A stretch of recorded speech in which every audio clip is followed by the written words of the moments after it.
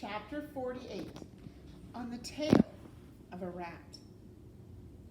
Despereaux seems to have no hope and is holding on to Botticelli's tail to lead him to the princess. But let's look at how much of the book we've read so far. And let's look at how very little is left in this story.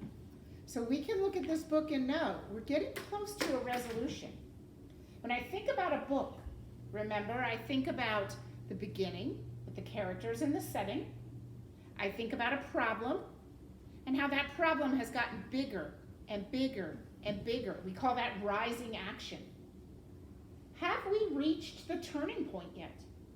Have we reached the part where this book is being solved and we have a solution and an ending? I don't feel like we have, but it must be coming soon.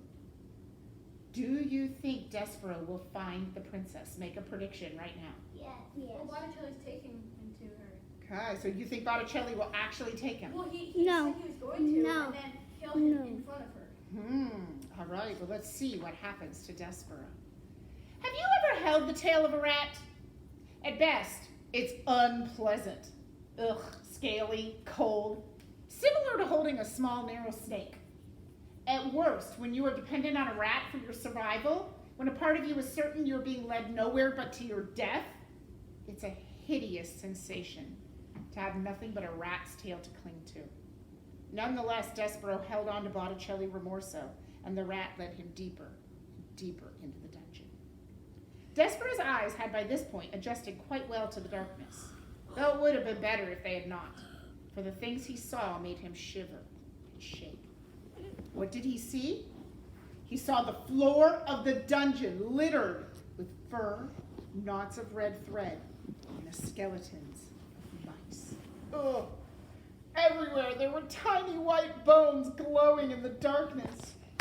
He saw in the dungeon tunnels through which Botticelli led him the bones of human beings too. Grinning skulls, delicate finger bones, rising up out of the darkness, and a truth best left unspoken. Despereaux closed his eyes, but it didn't help. He saw as if his eyes were still open the bones, the knots of thread, the despair. Ha-ha, exactly, Botticelli laughed as he negotiated the twists and turns. Oh, yes, exactly. It was in front of Despereaux. It was too horrible. What followed behind him was even worse.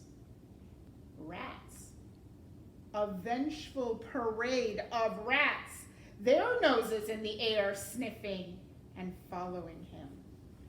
Despereaux closed his eyes, and there's a picture of Despereaux following Botticelli Rimorso.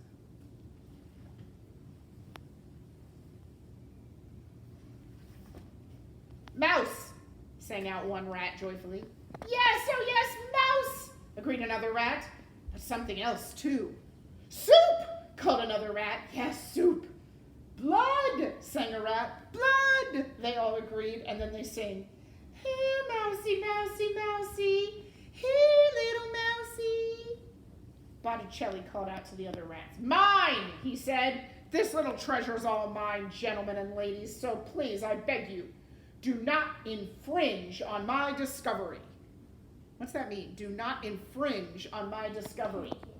Yeah, you can't have it. Don't take it. If you infringe on something, it means you go into their space.